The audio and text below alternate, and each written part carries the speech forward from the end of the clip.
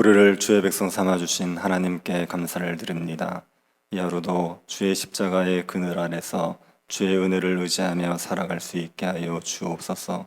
우리의 부족함에도 우리를 사랑하셔서 우리를 위해서 주의 놀라운 일들을 행하실 것을 믿으며 주님과 동행하는 이 한 주간이 되게 하여 주옵소서. 걸어가신 예수님 이름으로 기도드립니다. 아멘.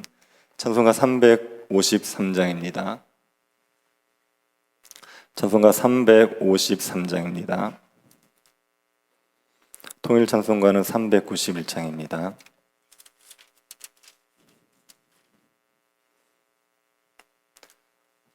(353장입니다) 십자가 군병되어서 예수를 따를 때 무서워하는 마음으로 주 모른 채 할까. 나의 주 그리스도 나를 속량했으니 나 십자가를 벗은 후 저 멸류관 쓰리. 무성도 피를 흘리며 큰 싸움 하는데 나 어찌 편히 누워서 상 받기 바랄까. 나의 주 그리스도 나를 속량했으니 나 십자가를 벗은 후 저 멸류관 쓰리. 이 죄악 많은 세상에 수많은 원수들 날 유혹하고 했지나 내 주만 따르리. 나의 주 그리스도 나를 속량했으니 나 십자가를 벗은 후 저 멸류관 쓰리. 나 멸류관을 쓰려고 몸 바쳐 싸울 때 주 내게 용기 주시사 이기게 하시네. 나의 주 그리스도 나를 속량했으니 나 십자가를 벗은 후 저 멸류관 쓰리. 승리의 그날 이르러 십자가 군병들 개가를 불러 영광을 주님께 돌리리. 나의 주 그리스도 나를 속량했으니 나 십자가를 벗은 후 저 멸류관 쓰리. 열왕기하 2장 1절부터 14절 말씀입니다. 열왕기하 2장 1절부터 14절 말씀입니다.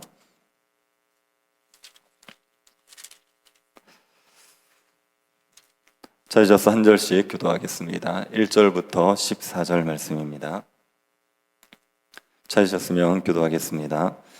여호와께서 해오리 바람으로 엘리야를 하늘로 올리고자 하실 때 엘리야가 엘리사와 더불어 길갈에서 나가더니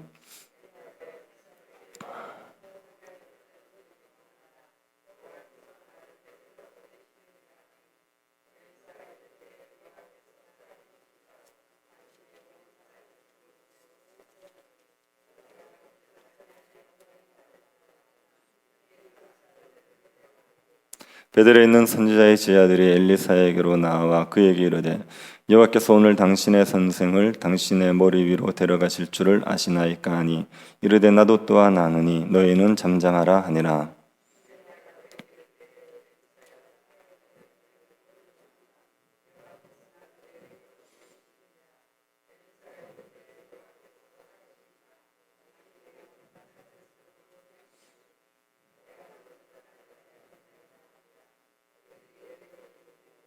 여리고에 있는 선지자들의 제자들이 엘리사에게 나아와 이르되 여호와께서 오늘 당신의 선생을 당신의 머리 위로 데려가실 줄을 아시나이까 하니 엘리사가 이르되 나도 아노니 너희는 잠잠하라.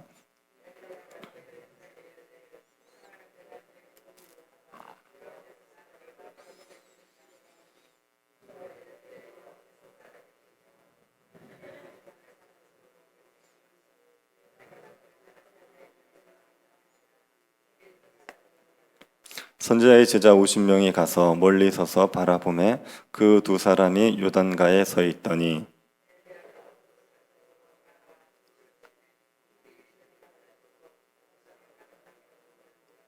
건너매 엘리야가 엘리사에게 이르되 나를 내게서 데려감을 당하기 전에 내가 내게 어떻게 할지를 구하라. 엘리사가 이르되 당신의 성령이 하시는 역사가 갑절이나 내게 있게 하소서 하는지라.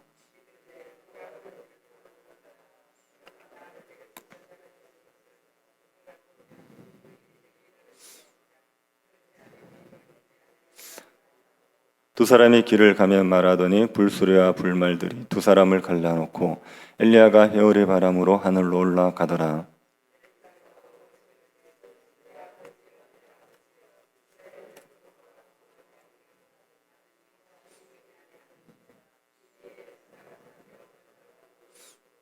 엘리야의 몸에서 떨어진 겉옷을 주워 가지고 돌아와 요단 언덕에 서서 엘리야의 몸에서 떨어진 그 겉옷을 가지고 물을 치며 이르되 엘리야의 하나님 여호와는 어디 계시나이까 하고 그도 물로 치매 물이 이리저리 갈라지고 엘리사가 건너니라. 아멘. 얼마 전에 여의도 순복음 교회를 개척하셨던 조영기 목사님께서 소천을 하셨습니다. 조영기 목사님은 한국 교회의 한 시대를 이끌었던 목회자입니다. 그런데 때가 되자 하나님의 부름을 받아서 이 땅을 떠나셨습니다. 조영기 목사님의 사역은 후임 사역자에 의해서 계속 이어지고 있습니다. 하나님께서 한 시대에 크게 사용했던 사역자들도 때가 되면 은퇴를 하게 됩니다. 그리고 하나님이 세우시는 또 다른 사역자가 그 사역을 이어가게 됩니다. 엘리야는 이스라엘 역사에 남을 유대한 선지자입니다. 엘리야는 배교의 길을 달려가는 이스라엘을 하나님께 돌이키게 하기 위해서 특별한 열심을 가지고 사역을 했습니다.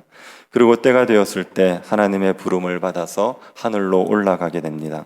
오늘 본문은 엘리야의 승천과 엘리야의 사역을 계승하는 엘리사의 이야기입니다. 하나님께서 엘리야를 회오리 바람을 통해서 하늘로 올리고자 하셨습니다. 하나님께서는 엘리야가 죽음을 통과하지 않고 하늘로 올 수 있게 하신 겁니다. 엘리야는 에녹과 같이 죽지 않고 하늘로 가는 영광을 누리게 되었습니다. 하나님께서 엘리야를 하늘로 데려가실 것이라는 사실은 엘리사뿐 아니라 다른 선지자들도 알고 있습니다. 그래서 엘리사는 엘리야를 붙잡습니다. 길갈에서 베들로 가는 엘리야를 따라가려고 합니다. 그러자 엘리야는 엘리사에게 길갈에 머물라고 하죠. 엘리야는 엘리사를 자신에게서 떼어놓으려고 합니다. 하지만 엘리사는 엘리야에게 떨어질 마음이 추호도 없습니다. 하나님의 살아계심과 엘리야의 영혼의 살아있음을 두고 맹세하면서 엘리야를 떠나지 않겠다고 했습니다. 엘리사가 단호하게 말하자 엘리야는 엘리사를 데리고 베델로 갑니다. 두 사람이 베델에 이르렀을 때 선지자의 제자들이 엘리사에게 오늘 하나님께서 엘리야를 하늘로 데려가실 것을 아느냐고 묻습니다. 선지자의 제자들은 엘리야의 승천을 아쉬워하고 엘리야가 없으면 자신들이 어떻게 하느냐는 심정으로 엘리사에게 말을 한 것입니다. 엘리사는 선지자의 제자들에게 소란을 떨지 말고 잠잠히 있으라고 했습니다. 베델에 있는 선지자 학교를 둘러본 엘리야는 하나님의 지시에 따라 여리고로 가려고 했습니다. 이때 엘리야는 또다시 엘리사에게 여리고에 남으라고 하지요. 엘리사는 다시 한번 맹세까지 하면서 엘리야를 따르겠다고 했습니다. 두 사람이 여리고에 이르렀을 때도 선지자의 제자들이 엘리사에게 엘리야의 승천을 아느냐고 묻습니다. 엘리사는 그들에게도 잠잠하라고 했습니다. 여리고에 있는 선지자굴을 둘러본 엘리야는 이번에도 엘리사에게 여리고에 머물라고 합니다. 자신은 하나님의 지시를 따라 요단을 건너갈 테니 너는 여리고에 머물러 있으라고 하죠. 엘리사는 또다시 맹세까지 하면서 엘리야를 따르겠다고 했습니다. 그래서 두 사람이 요단을 건넜습니다. 엘리야가 겉옷을 말아서 물을 치자 요단이 갈라지면서 두 사람이 요단을 건너게 됩니다. 이 모습을 선지자의 지자 50명이 멀리서 지켜보았습니다. 회오리 바람을 타고 승천할 엘리야는 자꾸만 엘리사를 떼어놓으려고 합니다. 그리고 엘리사는 엘리야에게 절대로 떨어지지 않으려고 하죠. 왜 엘리야는 엘리사를 떼어놓으려고 하고 엘리사는 엘리야에게서 떨어지지 않으려고 하겠습니까? 엘리사가 엘리야의 승천을 본다는 것은 엘리사가 엘리야의 후계자로서의 사역을 이어간다는 의미가 있습니다. 요단을 건넌 엘리야가 엘리사에게 승천하기 전에 내가 무엇을 해주기를 원하느냐 묻지 않습니까? 그때 엘리사는 갑절의 영감을 달라고 했습니다. 엘리야보다 2배나 많은 영감을 달라고 했습니다. 갑절의 영감을 구하는 것은 엘리야의 후계자가 되기를 구하는 겁니다. 이스라엘에서 장자는 다른 자녀보다 2몫을 받게 됩니다. 2몫의 재산을 받는다는 것은 아버지의 대를 잇는 장자라는 의미죠.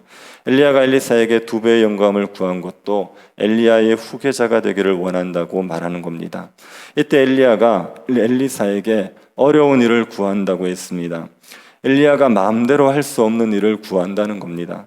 엘리사를 엘리야의 후계자로 정하는 것은 엘리야의 권한이 아닙니다. 이건 하나님의 권한입니다. 그래서 엘리야는 자신이 할 수 없는 일을 구하고 있다고 말한 거죠. 그러면서 하나님이 자신을 데려가시는 것을 보면 엘리사가 원하는 대로 엘리야의 후계자가 될 것이라고 했습니다. 엘리사가 엘리야의 승천을 본다면 하나님이 엘리사를 후계자로 정하신 것입니다. 엘리사는 엘리야를 이어 이스라엘을 하나님께로 돌이키는 사역을 하게 됩니다.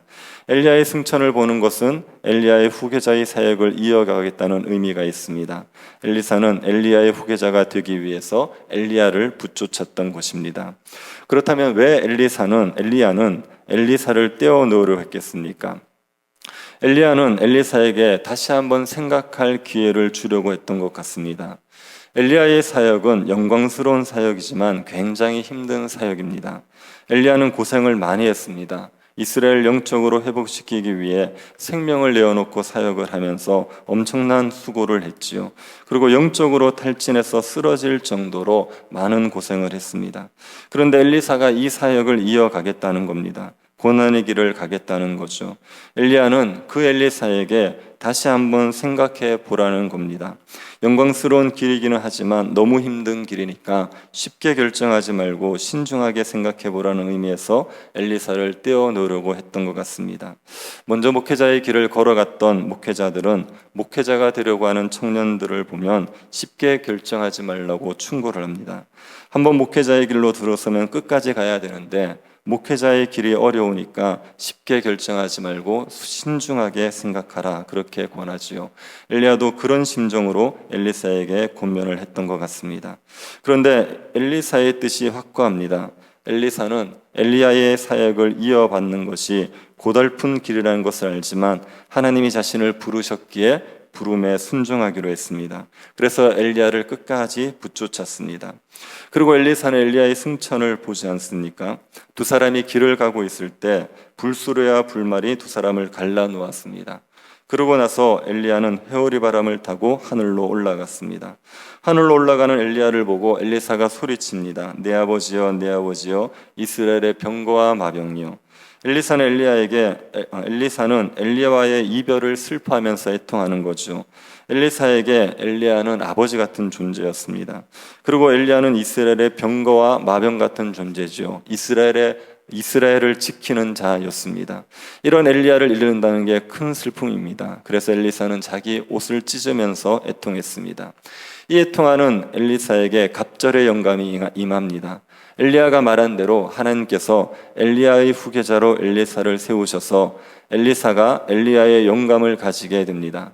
엘리사는 엘리야가 떨어뜨린 겉옷을 주워서 요단 언덕에 섰습니다. 그리고 그 겉옷으로 요단을 내리치자 내리치면서 엘리야의 하나님 여호와는 어디 계시나이까 하고 외쳤습니다. 엘리사는 엘리야에게 능력을 주신 하나님께서 저에게도 능력을 주십시오 그렇게 간구했습니다. 그러자 요단이 갈라졌습니다. 요단을 건너올 때 엘리야가 요단을 가른 것처럼 엘리사도 요단을 갈라서 되돌아왔습니다. 엘리야의 하나님이 엘리사와 함께 하셔서 엘리사로 하여금 엘리야의 사역을 이어받게 하셨습니다. 그런데 왜 여기에 한 가지 여기에서 의문점이 생깁니다. 왜 엘리야는 엘리사가 엘리야의 승천을 보면 갑절의 영감을 얻어서 자신의 후계자가 될 것이라고 말했겠습니까? 왜 승천을 보는 것과 후계자가 되는 것을 연결시켰겠습니까? 그 이유는 승천의 영광을 알아야지 사역자의 고난을 참아낼 수 있기 때문입니다. 엘리야가 회오리 바람을 타고 승천을 했다는 것은 대단한 영광입니다. 모든 사람이 죽는데 죽음을 보지 않고 하늘로 간다는 건 엄청난 영광을 누리는 거죠. 하나님께서는 주를 위해 열심히 특심이었던 엘리야에게 죽음을 보지 않고 영원히 사는 영광을 주셨습니다. 하나님께서 엘리야에게만 이런 영광을 주시겠습니까? 주를 위해서 충성스럽게 사는 사람들에게 하나님께서 모두 영광을 주시지요. 엘리야가 누리는 영광을 눈으로 보게 되면 엘리사는 고난이 있더라도 선지자의 사명을 감당할 수 있습니다. 장차 주어질 영광 때문에 현재의 고난을 가볍게 여기면서 사역을 감당할 수 있습니다. 그래서 엘리야의 승천을 보게 될 때 엘리야의 후계자가 될 수 있다고 한 것입니다. 우리가 주를 위해서 살아가는 것도 마찬가지입니다. 주를 위해서 살아가는 게 결코 쉽지 않습니다. 예수 그리스도를 따라가는 것은 십자가의 길을 가는 겁니다. 자기를 부인해야 합니다. 자기 목숨을 내어놓을 각오를 하고 주를 따라가야 됩니다.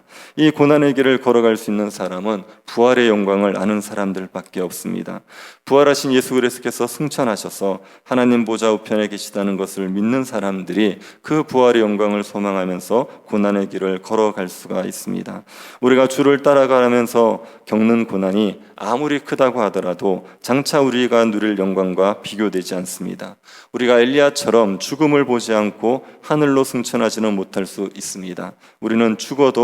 그러나 우리는 죽어도 죽음에 붙잡혀 있지는 않습니다. 사망이 우리를 붙잡아 둘 수가 없습니다. 예수 그리스도의 부활의 생명이 우리를 살려내셔서 부활의 영광을 누리게 하십니다. 우리가 이 부활의 영광을 확신한다면 우리도 주와 함께 고난받으며 살아갈 수가 있습니다. 주를 따르는 길이 어렵고 힘들더라도 부활의 영광을 생각하시면서 묵묵히 걸어가시기 바랍니다. 지금 겪고 있는 고난만 생각하지 마시고 장차 우리에게 말할 수 없는 영광이 주어진다는 것을 생각하시면서 끝까지 주를 위해서 충성하는 백성들이 될 수 있기를 간절히 바랍니다. 자비하신 하나님, 우리를 주의 백성으로 부르시고 하나님께서 주시는 부활의 영광을 소망하며 살아가게 하시니 감사를 드립니다. 이 땅을 살아가면서 우리가 겪는 고난이 있을 때마다 주님의 부활의 영광을 생각하고 고난을 견뎌낼 수 있도록 은혜 베풀어 주옵소서. 부활의 소망이 고난 가운데서도 우리를 즐겁게 할 수 있도록 은혜 내리워 주옵소서. 걸어가신 예수님 이름으로 기도드립니다. 아멘. 하늘에 계신 우리 아버지여, 이름이 거룩히 여김을 받으시오며 나라의 임하옵시며 뜻이 하늘에서 이룬 것 같이 땅에서도 이루어지이다. 오늘날 우리에게 일용할 양식을 주옵시고 우리가 우리에게 죄 지은 자를 사하여 준 것 같이 우리 죄를 사하여 주옵시고 우리를 시험에 들게 하지 마옵시고 다만 악에서 구하옵소서. 대개 나라와 권세와 영광이 아버지께 영원히 있사옵나이다. 아멘. 앞으로 한 3주 동안은 세 가지 기도 제목에 좀 집중해서 기도해 주시기를 부탁드립니다. 첫 번째는 교회당 설계가 잘 될 수 있도록, 설계 과정이 너무나도 중요한데 설계 과정이 잘 될 수 있도록 기도해 주시고, 두 번째는 우리 임직식을 위해서 기도해 주십시오. 임직식 가운데 하나님께서 기쁨을 주셔서 임직하는 사람들, 또 우리 모든 성도들에게 하나님께서 주는 큰 기쁨이 있게 해달라고 기도해 주시고, 그리고 지역 주민과의 지역 주민들의 민원, 그리고 또 갈등의 문제가 잘 해결될 수 있게 해달라고 기도해 주십시오. 오는 수요일 날 이제 지역 주민들을 만나게 됩니다. 하나님께서 은혜 베풀어 주셔서 이 일들을 지혜롭게 잘 해결할 수 있게 하여 주셔서 주민들과 갈등이 없도록 은혜 베풀어 주시기를 기도해 주시고, 또 성성룡 집사님 수술 잘 될 수 있도록 기도해 주시고 개인적으로 기도하시기 바랍니다.